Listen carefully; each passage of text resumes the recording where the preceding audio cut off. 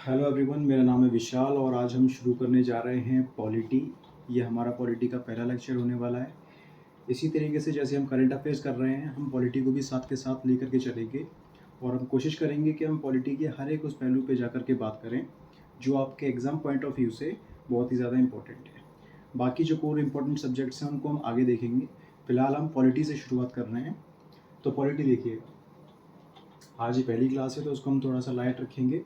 थोड़ा सा introduction polity का होगा और पॉलिटी से संबंधित शुरुआती चैप्टर्स के बारे में हम थोड़ी चर्चा करेंगे। देखिए, पॉलिटी, थोड़ा सा पॉलिटी के बारे में हम इंट्रोडक्शन देख लेते हैं।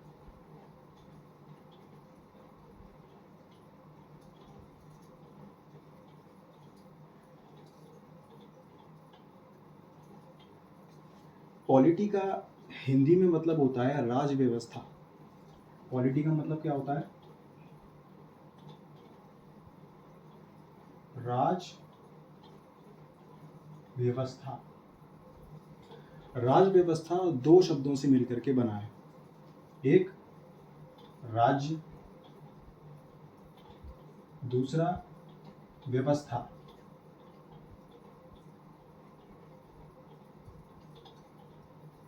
राज्य और व्यवस्था। व्यवस्था का मतलब होता है वो रूल्स एंड प्रोसीजर्स जिनकी मदद से हम राज्य को रेगुलेट कर सकें, उसको संचालित कर सकें, वही पॉलिटी है बेसिकली। तो व्यवस्था की जब हम बात करते हैं, हमारे देश में राज्य व्यवस्था क्या है, वो व्यवस्था क्या है, वो सिस्टम क्या है, या वो प्रोसीजर क्या है जिससे हम रेगुलेट करते हैं राज्य को, वो है संविधान, कॉन्स्टिट्यूशन। कॉन्स्टिट्यूशन। वहीं दूसरी तरफ राज्य का मतलब केवल एक स्टेट नहीं है, एक साधारण सा राज्य उत्तर प्रदेश मध्य प्रदेश की बात नहीं हो रही है। राज्य यहाँ चार तत्वों से मिलकर के बनता है, 4 एलिमेंट्स।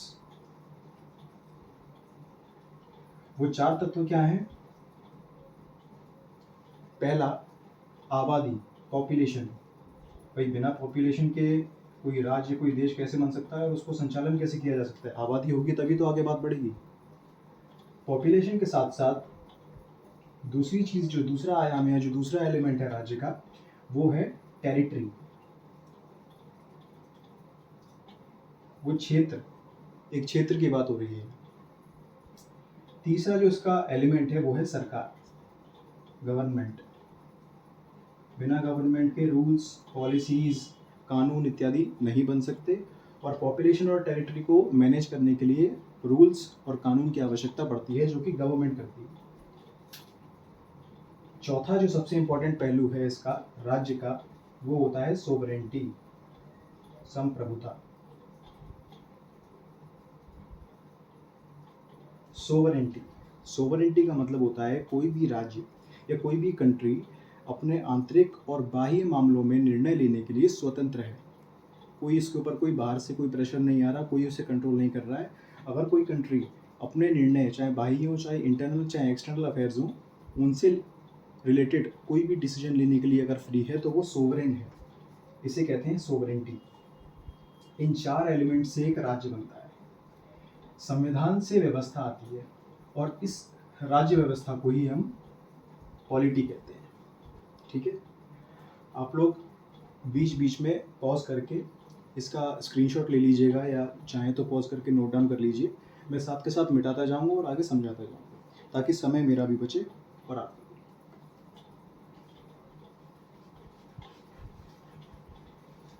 अब जब हमने इंट्रोडक्शन समझ लिया है कि भाई पॉलिटी क्या है, पॉलिटी से बेसिक मतलब क्या है, और पॉलिटी चूंकि एक व्यवस्था पे आधारित है जो कि हमारे देश और कई देशों में संविधान है, कॉन्स्टिट्यूशन। तो अब हम समझते हैं थोड़ा बेसिकली कॉन्स्टिट्यूशन कितने प्रकार के हैं, क्या हैं, जरा इनके बारे में समझते हैं। जब हम बात करते हैं कॉन्स्टिट्यूशन की, संविधान की,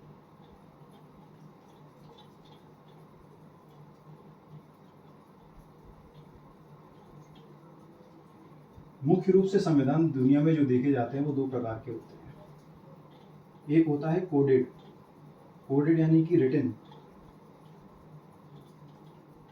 रिटन मतलब लिखित। दूसरा होता है अनकोडेड, या इसको आप लिख लीजिए कोडिफाइड।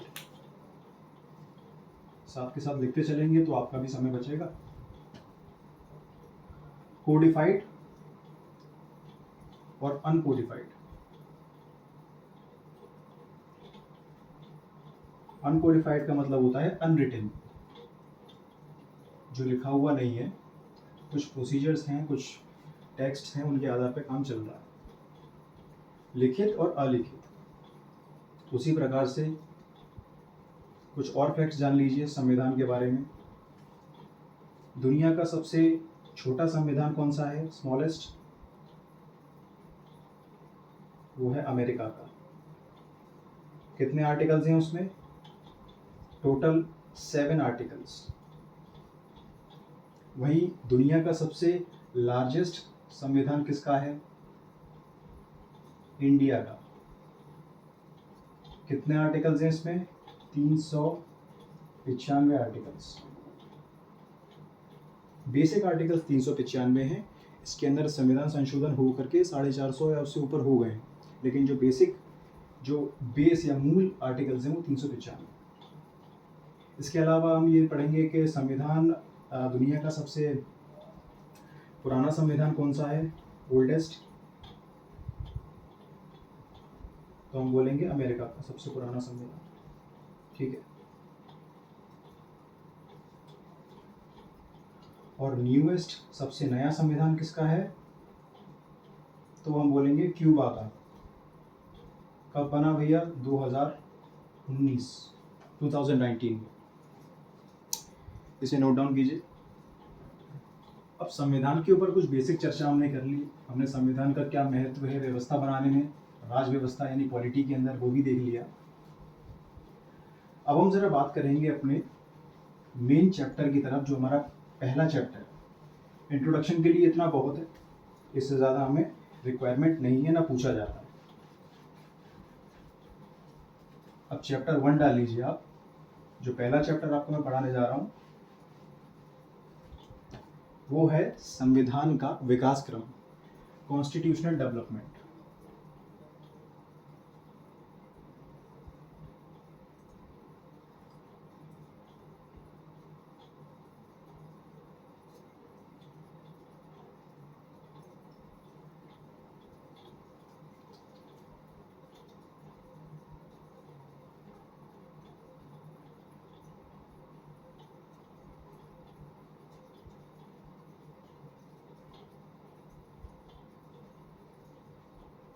किस प्रकार से हमारे संविधान की ज़रूरत पड़ी हमें, फिर संविधान के बनाने के लिए एक कॉन्स्टिट्यूशन असेंबली की रिक्वायरमेंट हुई, डिमांड बढ़ी उसकी कि एक कॉन्स्टिट्यूएंट असेंबली हो, संविधान सभा हो, फिर वो सभा बनी, फिर संविधान बना।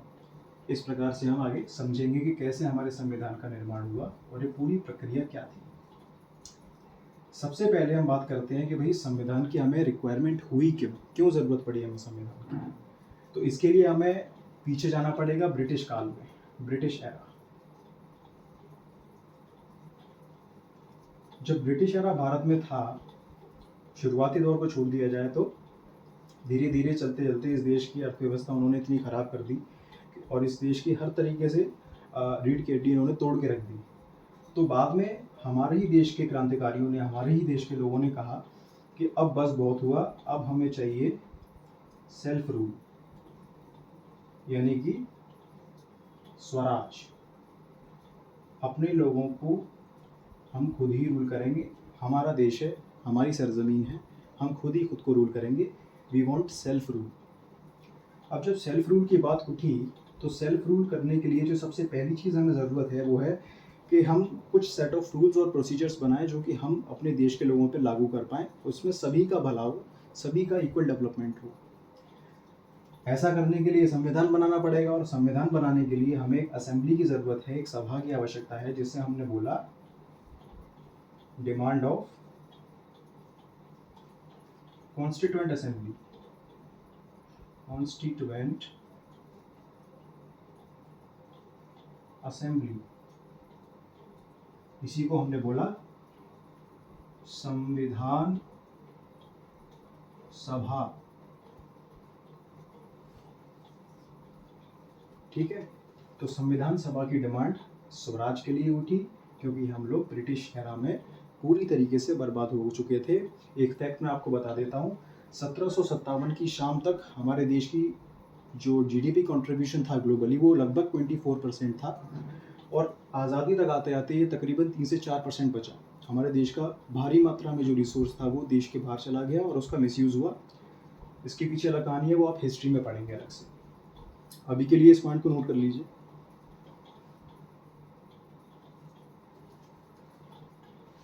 अब इसके बाद हम देखते हैं कि भैया कॉन्स्टिट्यूशनल असेंबली या कॉन्स्टिट्यूएंट असेंबली की बात चली तो किस किस ने इसकी डिमांड इंडिया में उठाई। एक पॉइंट हम नोट डाउन करेंगे, एक पॉइंट नोट डाउन कीजिए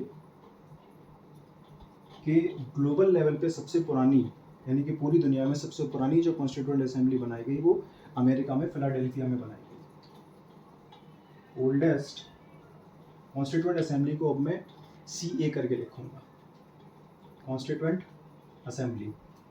ओल्डेस्ट कॉन्स्टिट्यूएंट असेंबली जो है वो अमेरिका में 1787 फिलाडेल्फिया में निर्माण किया गया।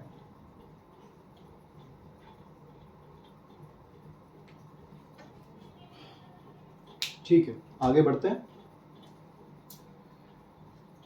इसके बाद हम देखते हैं कि भारत में अनऑफिशियल और ऑफिशियल तरीके से संविधान सभा बनाने के लिए डिमांड किस किस ने रखी, उसको हम क्रम वाइज देखते हैं, क्रोनोलॉजिकली देखते हैं। सबसे पहले हम देखते हैं अनऑफिशियल डिमांड्स, यानी कि उसको किसी मीटिंग में या ऑफिशियली नहीं रखा गया, कहीं ना कहीं अपने बोलचाल में न्यूज़पेपर या मैगजीन्स के माध्यम से व्यक्त किया गया कि एक संविधान सभा होनी चाहिए। सबसे पहले 1895 में ये डिमांड रखी बाल गंगाधर तिलक ने। श्री बाल गंगाधर तिलक जी ने ये डिमांड रखी। उसके बाद हम देखते हैं कि 1922 में ये डिमांड रखी गांधी जी ने यंग इंडिया के माध्यम से।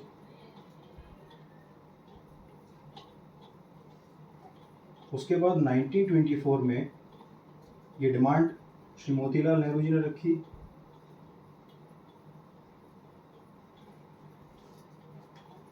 ये सभी की सभी जो डिमांड्स मैं आपको बता रहा हूँ, तीनों डिमांड्स ये अनऑफिशियल है। आपके क्वेश्चन में अगर स्पेसिफिकली बोले कि अनऑफिशियल डिमांड किसने रखी तभी आप इनको टिक लगाएंगे, अदरवाइज ऑफिशियल बोल के क्वेश्चन में पूछे या केवल ये पूछ ले कि ये डिमांड किसने रखी कॉन्स्टिट्यूएंट असेंबली बनाने की, तो आप इनमें से कोई भी नहीं बताएंगे, आप केवल ऑफिशियल डिमांड के बारे में बताएंगे जो मैं बताने जा रहा हूँ। यहाँ मैं लिख देता हूँ, ये सभी अनऑफिशियल डिमांड्स थी, औपचारिक तरीके से, ऑफिशियल या फॉर्मल तरीके से नहीं रखी गई थी।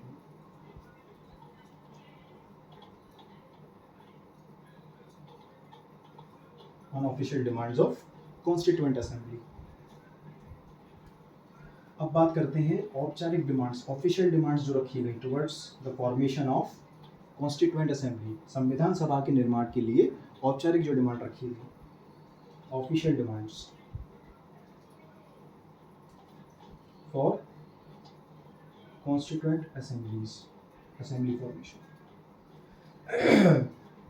जो औपचारिक डिमांड रखी है उसमें सबसे पहला नाम आता है, बहुत कॉमन क्वेश्चन है, पूछा जा सकता है दोबारा से, पहली डिमांड किसने रखी या पहली ऑफिशियल डिमांड किसने रखी संविधान सभा कॉन्स्टिट्यूएंट असेंबली बनाने के लिए, वो आप बोलेंगे M.N. रॉय 1934। कब रखी? 1934, M.N. रॉय। उसके बाद दूसरे नंबर पे जो मोस्ट इंपॉर्टेंट ऑफिशियल डिमांड रखी किसने, इंडियन नेशनल कांग्रेस 1935। कभी पूछ ले जवाहरलाल नेहरू जी ने कब रखी, तो आप बोलेंगे 1938। ठीक है, इतना नोट कीजिए। ये हमने आपको बताया कि भैया संविधान समझ गए हम, संविधान बनाने के लिए एक असेंबली की रिक्वायरमेंट है, वो असेंबली की रिक्वायरमेंट पूरी करने के लिए जो डिमांड हमारे क्रांतिकारियों ने, हमारे लोगों ने उठाई, वो कौन कौन थे, अनौपचारिक रूप से किसने डिमांड रखी और औपचारिक रूप से ऑफिशियल डिमांड्स मीटिंग्स में, असेंबलीज में किसने रखी।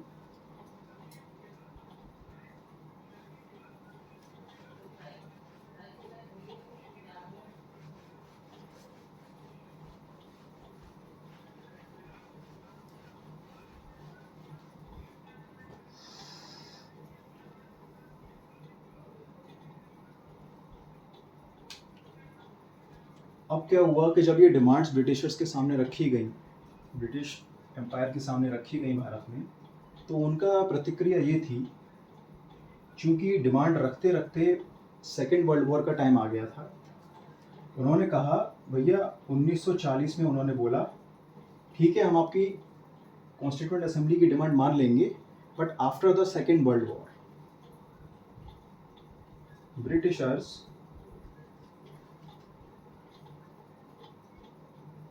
accepted the demand to form constituent assembly, but after the world war II, इसको वर्ल्ड वॉर टू लिखिएगा आप, चूँकि सेकेंड वर्ल्ड वॉर शुरू हो गया था और ब्रिटेन को चाहिए थी हमारी इंडियन फौज भी, और वो पूरी तरीके से मसरूफ़ हो गया था सेकेंड वर्ल्ड वॉर में, इसलिए कोई भी ऐसी चीज़ वो इंडिया में नहीं करना चाहता था जिससे कि वो वहाँ बिजी हो और यहाँ इंडिया पूरी तरीके से अपनी एक नया संविधान बना ले और ख़ुद को इंडिपेंडेंट कर ले। इसीलिए उन्होंने कहा कि भाई सेकेंड वर्ल्ड वॉर के बाद देखते हैं। लेकिन सेकेंड वर्ल्ड वॉर ओवर होते होते गेम चेंज होने लगा। गेम चेंज कैसे होने लगा? 1945 आते आते ब्रिटेन में इलेक्शंस हुए। ब्रिटेन के अंदर होते हैं इलेक्शंस, और इन इलेक्शंस का परिणाम ये होता है कि जो पुरानी कंजर्वेटिव पार्टी थी वो हार जाती है, यानी कि जो वर्ल्ड वॉर 2 से पहले या उसके एंड होने से पहले तक चल रही थी, और एक नई पार्टी आती है पावर में जिसका नाम था लेबर पार्टी। लेबर पार्टी इन पावर, यानी कि अब सत्ताधारी कौन हो गया है? लेबर पार्टी सत्ताधारी हो गई है। लेबर पार्टी के जो प्रधानमंत्री नियुक्त होते हैं वो होते हैं पीएम क्लेमेंट एटली, प्रधानमंत्री क्लेमेंट एटली।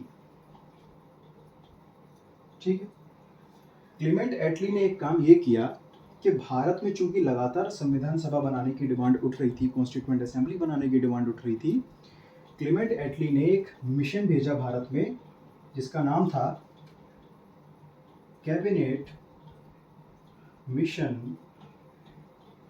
प्लान 1946।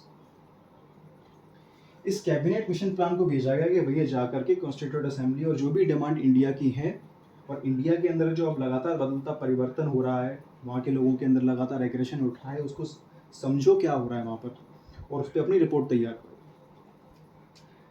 कैबिनेट मिशन प्लान ने क्या किया, ये दिल्ली रीच कर गया 24 मार्च 1946 को, और कैबिनेट मिशन प्लान यानी कि इसकी जो रिपोर्ट आती है वो आती है आपका 16 मई 1946। 16 मई 1946 को ये रिपोर्ट आती है। इस रिपोर्ट के तहत क्या होता है, दो चीज़ें अलाउ कर दी जाती हैं भारत में, या दो चीज़ें इस रिपोर्ट में सजेस्ट की जाती हैं, रेकमेंड की जाती हैं भारत के लिए। पहली चीज़ कि भैया भारत में संविधान सभा यानी कॉन्स्टिट्यूएंट असेंबली का निर्माण हो।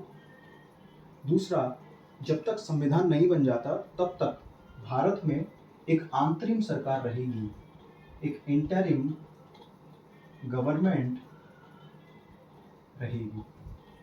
ये दो मेजर फैसले या दो मेजर रिकमेंडेशंस इस कैबिनेट मिशन प्लान ने भारत के लिए की। इसको प्लीज नोट डाउन कीजिए।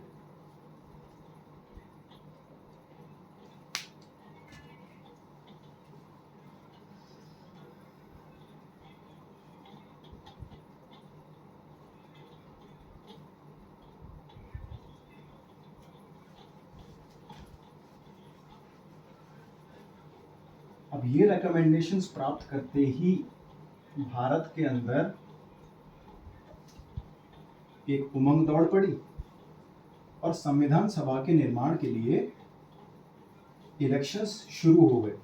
भाई पूरा भारत के करोड़ों लोग थोड़ी ना संविधान सभा का पार्ट बन सकते हैं, इसीलिए लोगों ने, जैसे कि आज भी होता है, लोग अपने प्रतिनिधियों को चुनते हैं सरकार में, उसी प्रकार से संविधान सभा में भी लोगों ने अपने प्रतिनिधियों को चुना। देखिए मोटे मोटे रूप से समझिएगा, ये हमारा भारत है।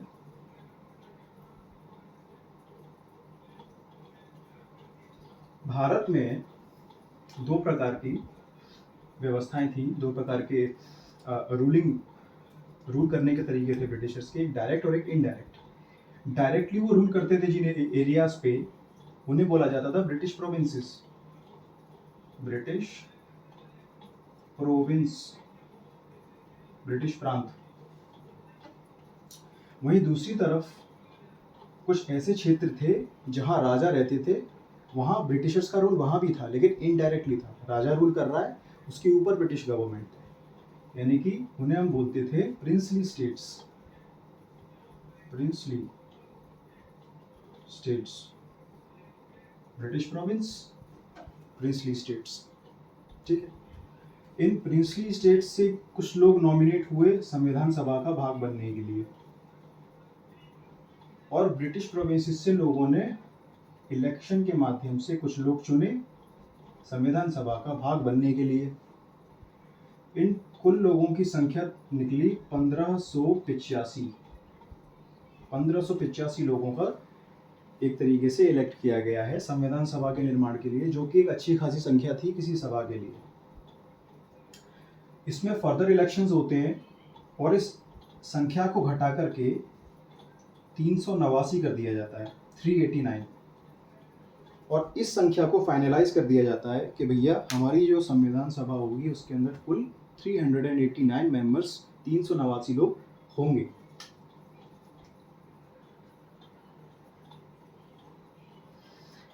यानी कि कॉन्स्टिट्यूएंट असेंबली के अंदर अब होते हैं टोटल 389 मेंबर्स। अच्छा, एक चीज़ और है कि ये जो मेंबर्स थे, इनमें एक सीट रिप्रेजेंट करती थी 10 लाख की आबादी को। 1 seat was equivalent to 10 lakh population.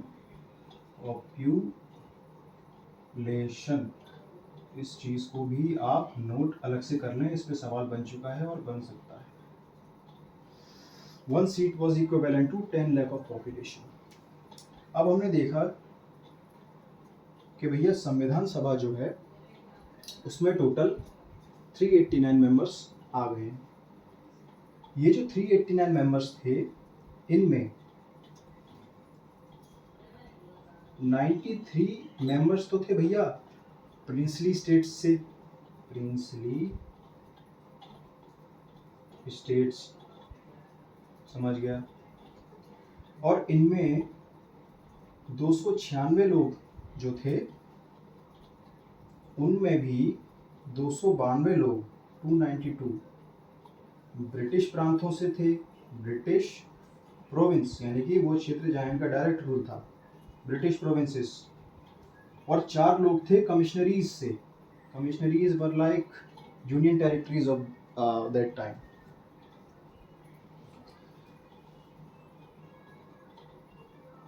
Four commissionaries. अभी 4 कमिश्नरीज कौन सी थी सर, हमें बताइए, पूछा जा सकता है, बहुत ही इंपॉर्टेंट क्वेश्चन बन सकता है इसमें से। ये 4 कमिश्नरीज को हमने बड़ा सिंप्लीफाई कर दिया है। इनको आप याद करेंगे कुछ इस प्रकार, A B C D.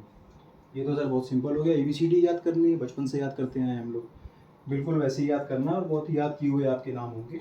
A for Ajmer, B for Baluchistan, Balochistan,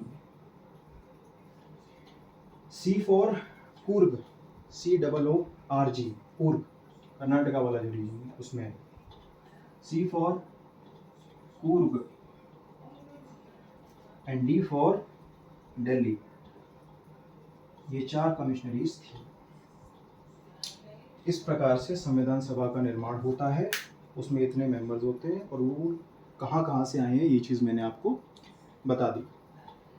अब कल हम आगे पढ़ेंगे इनको और आगे डिटेल में समझेंगे, संविधान का विकास कैसे क्या हुआ, ये जो 389 मेंबर्स थे, ये किस किस कमेटी में कौन कौन था, कौन कमेटी का हेड था, और हम देखेंगे कि आगे जा कर के जब विभाजन होता है तो उसमें से कितने मेंबर्स निकल जाते हैं जो पाकिस्तान में शिफ्ट होते हैं, और कितने यहाँ रह जाते हैं। वो सारी चीज़ें हम अगले लेक्चर में देखेंगे।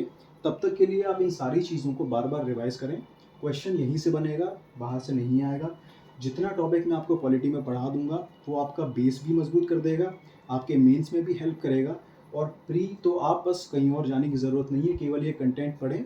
इसमें जो जो चीज़ें मैं आपको बता रहा हूँ उनको 8 से 10 बार बस रिवाइज करके आप अगर टेस्ट देने भी बैठेंगे तब भी आपको पता चल जाएगा कि काफ़ी आसान हो गया है आपका पॉलिटी। ठीक है, ठीक है, बहुत बहुत धन्यवाद। जय हिंद, नमस्कार।